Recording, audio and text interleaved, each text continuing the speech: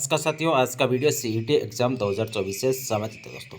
आज के इस वीडियो के अंदर दोस्तों हम बातचीत करने वाले हैं कि सीईटी के अंदर जो 6 शिफ्टों के अंदर पेपर हुए थे, इन पेपरों का लेवल एक समान था या नहीं था, नॉर्मलाइजेशन होगा क्या। कई सारे साथियों का सवाल है दोस्तों, इसके ऊपर बातचीत करेंगे कि शिफ्ट के नंबर बढ़ेंगे नॉर्मलाइजेशन होगा तो कौन सी शिफ्ट के नंबर कम होंगे, क्योंकि नॉर्मलाइजेशन के अंदर नंबर बढ़ते भी और कम भी होते हैं। कौन सी शिफ्ट सबसे ईजी थी, 6 शिफ्टों में से कौन सी शिफ्ट सबसे हार्ड थी, क्या 50-55 क्वेश्चन अभी सही हो रहे हैं, उनके 60 क्वेश्चन सही हो सकते हैं, यानी वो क्वालिफाई कर सकते हैं क्या सीईटी, इसके ऊपर बातचीत करेंगे। नॉर्मलाइजेशन से कितने नंबर बढ़ सकते हैं, क्या नॉर्मलाइजेशन से 10-15 नंबर भी बढ़ते हैं, इसके ऊपर भी बातचीत करेंगे। किस प्रकार होगा नॉर्मलाइजेशन, यानी नॉर्मलाइजेशन का आधार क्या है, किस आधार पर नॉर्मलाइजेशन होता है दोस्तों, इसके ऊपर बातचीत करेंगे। ओपीएसएल आंसर की कब तक आ सकती है, कितने क्वेश्चन को डिलीट किया जा सकता है या बोनस दिया जा सकता है, इसके ऊपर बातचीत करेंगे। इस सीईटी के अंदर सबसे बड़ी भर्तियाँ कौन कौन सी आने वाली है, कब तक इनका विज्ञापन देखने को मिलेगा, तमाम पॉइंट के ऊपर दोस्तों ये वीडियो रहेगा। इस वीडियो को दोस्तों शुरू से लेकर आपको एंड तक देखना है। A to Z दोस्तों मैं जानकारी आपके साथ साझा करने की पूरी कोशिश करूंगा। और यदि चैनल अभी तक सब्सक्राइब नहीं किया तो दोस्तों चैनल अवश्य सब्सक्राइब करिएगा। सबसे पहले दोस्तों बातचीत करते हैं कि नॉर्मलाइजेशन होगा। ये मैंने सीईटी ग्रेजुएशन लेवल के अंदर भी जिस दिन एग्जाम हुआ था उसके दूसरे दिन ही बोल दिया था कि सीईटी ग्रेजुएशन लेवल के अंदर नॉर्मलाइजेशन होगा। और इस सीईटी 12th स्तर वाले सीईटी के अंदर भी नॉर्मलाइजेशन होगा, ये अब आपको किसी भी प्रकार का कोई डाउट नहीं रखना है। और एक दो दिन के भीतर दोस्तों आलोक राज जी के द्वारा ट्वीट भी कर दिया जाएगा कि नॉर्मलाइजेशन, मान लीजिए किसी भी एग्जाम के अंदर यदि 2 से ज़्यादा शिफ्टों के अंदर एग्जाम होता है तो वहाँ पे नॉर्मलाइजेशन दोस्तों लगभग होता है। पिछली बार भी सीईटी के अंदर नॉर्मलाइजेशन हुआ है। अब कई सारे साथी कंपैरिजन करेंगे कि सर पिछली बार सीईटी के अंदर ज़्यादा नंबरों का बदलाव नहीं हुआ था, यानी किसी शिफ्ट के 2 नंबर बढ़ गए तो किसी शिफ्ट के 2 नंबर कम होगी, किसी शिफ्ट का 1 नंबर बढ़ा, किसी शिफ्ट के कुछ पॉइंटों में बढ़ोतरी या कमी हुई। तो दोस्तों अब की बार भी क्या इसी प्रकार होगा या ज़्यादा नंबर बढ़ेंगे, इसके ऊपर बातचीत करते हैं दोस्तों।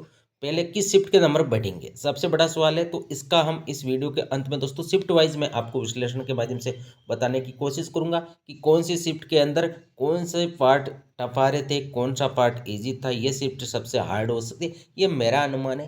हो सकता है कि आपको मेरा अनुमान सही लगे या ना लगे। मैं मेरे पॉइंट ऑफ व्यू से दोस्तों शिफ्टों का एनालिसिस करके दोस्तों उसके आधार पर मैं बता रहा हूँ कि मेरे हिसाब से ये शिफ्ट सबसे हार्ड थी, ये शिफ्ट सबसे इजी थी।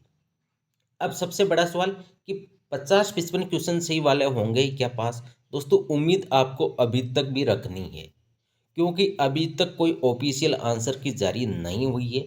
और जब भी ऑफिशियल आंसर की जारी होगी और अभी जो अनऑफिशियल आंसर किए हैं जैसे आपके किसी भी कोचिंग संस्थान की हो, तो उनमें से आपको 3 से 4 नंबर का दोस्तों फर्क देखने को मिलेगा।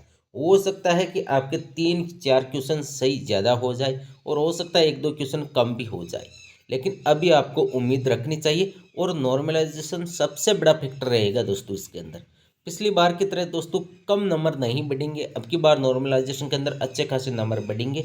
इसका मैं आपको कारण बता रहा हूँ कि पिछली बार जो सीईटी के अंदर पेपर आ रहा था उसका लेवल लगभग एक समान था, लेकिन अब की बार दोस्तों ऐसा नहीं था। आपने देखा होगा 22 अक्टूबर की जो प्रथम पारी का दोस्तों पेपर हुआ था उसका लेवल सबसे टफ था मेरे अनुसार। अब मैं इस वीडियो के अंदर दोस्तों उसके ऊपर भी बातचीत करूंगा कि 22 अक्टूबर की सेकंड शिफ्ट का पेपर का लेवल कैसा था, 23 और 24 की दो शिफ्टों का पेपर का लेवल कैसा था।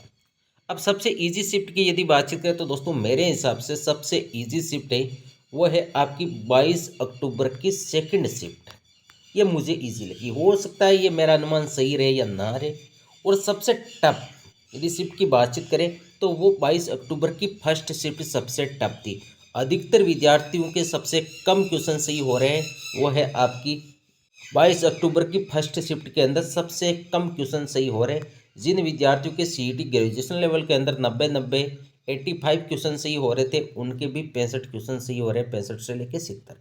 और एक बात मैं आपको और बताता हूँ कि सीईटी ग्रेजुएशन लेवल के पेपर का लेवल सीईटी 12th स्तर के पेपर के लेवल से दोस्तों कम था। यानी इनको पेपर तो सीईटी 12th स्तर का हल्का देना था, लेकिन इन्होंने सीईटी ग्रेजुएशन लेवल का तो सरल दिया, लेकिन सीईटी 10+2 का हार्ड था दोस्तों लेवल। ये आप सभी को अच्छी तरह से भली भांति दोस्तों पता होगा, आपने एग्जाम दिया है तो आप मेरे हिसाब से दोस्तों अच्छी तरह से इस जानकारी से वाकिफ होंगे। अब नॉर्मलाइजेशन से 10 से 15 नंबर भी बढ़ेंगे क्या दोस्तों, अभी भी उम्मीद है। नॉर्मलाइजेशन के अंदर कुछ भी हो सकता है। नॉर्मलाइजेशन का आधार यही रहेगा कि प्रत्येक शिफ्ट के अंदर विद्यार्थियों का एवरेज स्कोर क्या है। एवरेज स्कोर का मतलब ये हुआ कि 150 क्वेश्चनों में से कितने क्वेश्चन सही हो रहे हैं एवरेज विद्यार्थियों के। मान लीजिए मैं आपको एक उदाहरण बता रहा हूँ। मान लीजिए कि 22 अक्टूबर की जो प्रथम पारी का पेपर हुआ था और जो बाकी शिफ्ट टू के पेपर का लेवल है मैं आपको यहाँ पर लिख के बता दूँ कि फर्स्ट, सेकेंड, थर्ड और फोर्थ, ये 4 शिफ्ट है। 2 शिफ्ट बाद में बातचीत करेंगे। यदि फर्स्ट शिफ्ट का यदि एवरेज क्वेश्चन यदि सही की बातचीत करें, मान लीजिए 65 क्वेश्चन सही हो रहे हैं। सेकंड शिफ्ट के अंदर 70 क्वेश्चन सही हो रहे हैं। थर्ड के अंदर मान लीजिए 67 क्वेश्चन सही हो रहे हैं और फोर्थ के अंदर 75 क्वेश्चन सही हो रहे हैं। तो अब नॉर्मलाइजेशन होगा तो इन चारों शिफ्टों का दोस्तों एवरेज निकाला जाएगा। मान लीजिए इन चारों शिफ्टों का एवरेज आ रहा है आपका 68। तो जो प्रथम पारी 65 हमने एवरेज आ रहा था, तो इसके कितने नंबर बढ़ जाएंगे, +3। और बाकी जो 68 से ज़्यादा दोस्तों क्वेश्चन सही थे बाकी शिफ्टों के अंदर, उनके नंबर हो जाएंगे कम। लेकिन मैं बहुत सारे साथी कमेंट करेंगे जरूर कि सर इतने ही क्वेश्चन बढ़ेंगे क्या दोस्तों। ये मैंने आपको एक एग्जाम्पल के माध्यम से बताया। बाकी की शिफ्टों का भी दोस्तों हम इसी वीडियो के अंदर एनालिसिस करेंगे। तो नॉर्मलाइजेशन से दोस्तों 10 से 15 नंबर भी बढ़ सकते हैं। आपको किसी भी तरह की कोई टेंशन लेने की आवश्यकता नहीं है। यदि आपके 60 क्वेश्चन आपको पास होने के लिए चाहिए और यदि आपके 55, 53, 54 क्वेश्चन सही हो रहे हैं तो अभी दोस्तों उम्मीद रखिए। लेकिन साथ के साथ दोस्तों दूसरी तैयारी भी आपको जारी रखनी है, क्योंकि इस सीईटी के अंदर कोई बड़ी वैकेंसी नहीं है। हालांकि पुलिस कांस्टेबल की दोस्तों अच्छी खासी वैकेंसी देखने को मिलेगी। अब कितने पदों की होगी, विज्ञापन कब तक आएगा, एग्जाम कब तक होगी दोस्तों, इसी वीडियो के अंदर हम चर्चा करेंगे। सबसे बड़ी भर्ती दोस्तों पुलिस कांस्टेबल की ही आने वाली है। राजस्थान पुलिस की इसमें सबसे बड़ी वैकेंसी आएगी और 40% जिनके इस सीईटी के अंदर आ रहे हैं वो सभी एग्जाम देंगे। अब कई सारे साथियों का ये भी सवाल रहेगा कि कांस्टेबल के अंदर पहले फिजिकल होगा या एग्जाम होगा, इसके ऊपर भी बातचीत करेंगे। और दूसरी सबसे बड़ी वैकेंसी की यदि बातचीत करें तो वो आपकी आने वाली है एलडीसी। लेकिन एलडीसी का विज्ञापन दोस्तों देरी से आएगा, क्योंकि 2026 के अंदर इसका एग्जाम है। तो विज्ञापन ये मान के चलिए 2025 के एंड में जाके दोस्तों आएगा। और जब राजस्थान कर्मचारी चयन बोर्ड के पास पदों की अभ्यर्थना आ जाएगी तो उसके दोस्तों 5 से 7 दिन के भीतर राजस्थान कर्मचारी चयन बोर्ड एलडीसी का विज्ञापन जारी कर देगा। अब आपको विज्ञापन की किसी भी तरह की कोई टेंशन लेने की आवश्यकता नहीं है। आपको ओनली फॉर दोस्तों तैयारी पर विशेष रूप से जोर रखना है। तैयारी अच्छी प्रकार से करिए। जो आपकी सीईटी 12वीं स्तर के अंदर जो सिली मिस्टेक हुई या जो आपको क्वेश्चन आ रहे थे वो भी टाइम कम मिलने की वजह से आपके गलत हो गए, या मान लीजिए एक राजस्थान जीके का वेटेज कम था दोस्तों, सबसे बड़ी प्रॉब्लम विद्यार्थियों के सामने यही आई। आराम से सभी विद्यार्थियों के अच्छे नंबर आ जाते यदि पिछली बार की तरह यदि पेपर आता है। यानी पिछली बार राजस्थान जीके का दोस्तों वेटेज अच्छा खासा था। पूरे पेपर के अंदर 40% के आसपास तो राजस्थान जीके आ रहा था। लेकिन अब की बार दोस्तों 10 से 15% ही जीके आ रहा था। आपने देखा होगा तो जीके आ रहा था तो उसमें नॉर्मल क्वेश्चन थे कुछ, और कुछ क्वेश्चन ऐसे थे वो किसी को नहीं आ रहे। यानी पेपर में एक रूपता दोस्तों नहीं थी। फर्स्ट शिफ्ट का पेपर टफ था, सेकंड शिफ्ट का एवरेज आया था, फिर आपकी 23 तारीख की फर्स्ट शिफ्ट इजी आ गई थी, फिर सेकंड शिफ्ट हार्ड आ गई। मतलब कि पूरा का पूरा पेपर एक समान नहीं था। यही कारण है कि दोस्तों इसके अंदर नॉर्मलाइजेशन होगा। अब बातचीत करते हैं दोस्तों, हम प्रत्येक शिफ्ट का विश्लेषण करते हैं। यदि 22 अक्टूबर की प्रथम पारी की यदि बातचीत करें तो दोस्तों यहाँ पे आपकी मैथ हो गई, साइंस हो गई, ये टफ थी दोस्तों, सभी को अच्छी तरह से पता होगा ये सबसे टफ थी। जीके राजस्थान जीके इजी था लेकिन इंडिया जीके टफ था। हिंदी इजी थी लेकिन इंग्लिश दोस्तों कठिन थी। जो पैसेज आ रहा था वो टाइम टेकिंग था। यानी पैसेज को यदि हम पूरे क्वेश्चनों का उत्तर दें तो कम से कम हमारे पास 20 मिनट तो चाहिए ही चाहिए, नहीं तो वो क्वेश्चन दोस्तों गलत हो जाते हैं। तो पैसेज की यदि बातचीत करें, कई सारे साथियों को ये सवाल रहता है कि सर इंग्लिश के अंदर पैसेज आता है, 5-6 क्वेश्चन बोनस के ही मिलते हैं। लेकिन वो पैसेज दोस्तों ऐसा नहीं था, टाइम टेकिंग था। यदि अच्छे से यदि मीनिंगों का अर्थ आ रहा है तभी उस पैसेज के हम क्वेश्चन हल कर पाते हैं। सेकंड शिफ्ट की यदि बातचीत करें दोस्तों, सेकंड शिफ्ट फर्स्ट शिफ्ट की अपेक्षा दोस्तों इजी थी, इसमें कोई दो राय नहीं है। राजस्थान जीके इजी आ रहा था, इंडिया जीके के क्वेश्चन भी ठीक ठाक थे। लेकिन इंग्लिश का लेवल यहाँ पे भी हार्ड था, साइंस का लेवल यहाँ पे भी हार्ड था, मैथ का लेवल यहाँ पे भी हार्ड था। हिंदी जो भी 6 शिफ्ट हुई इसमें हिंदी का दोस्तों एवरेज स्कोर रहा है। यानी हिंदी ईजी आ रही थी, जिनकी हिंदी अच्छी थी उनके लगभग 80 से लेकर 90 क्वेश्चन दोस्तों राइट हो रहे हैं। ये रियलिटी है, आप सभी को अच्छी तरह से पता होगा। यदि आपकी हिंदी अच्छी है तो आप आराम से जो भी 18-20 क्वेश्चन आ रहे थे उसमें 15 प्लस क्वेश्चन सही करके आए होंगे, ऐसी दोस्तों मुझे आपसे उम्मीद है। अब 23 अक्टूबर की जो प्रथम पारी थी दोस्तों, इसका लेवल हार्ड था। सेकंड शिफ्ट इजी थी। यदि एक प्रकार से देखा जाए 6 शिफ्टों के अंदर जो प्रथम पारी का पेपर आ रहा था वो थोड़ा बहुत डिफिकल्ट था। सेकंड शिफ्ट थोड़ी इजी थी, लेकिन उतना भी वेरिएशन नहीं था, उतना भी दोस्तों फर्क नहीं था कि 10-10, 15-15 क्वेश्चन कठिन आ रहे। हाँ, जरूर एक रूपता नहीं थी पेपरों के अंदर, लेकिन मैक्सिमम मान के चलिए 5 से 7 क्वेश्चन ऐसे थे जो शिफ्टों के अंदर दोस्तों पेपर का लेवल हार्ड बना रहे थे। अब यदि बातचीत करें 24 अक्टूबर की प्रथम पारी और सेकंड पारी, इन दोनों पारियों का दोस्तों पेपर का लेवल एक समान मुझे लगा।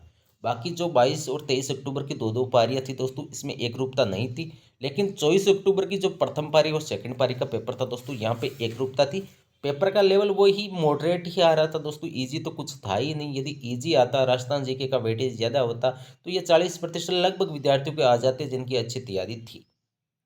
लेकिन सबसे बड़ा कारण 40% नहीं आने का यही हुआ कि राजस्थान जी के कर्मचारी चयन बोर्ड ने पूछना ही बंद कर दिया।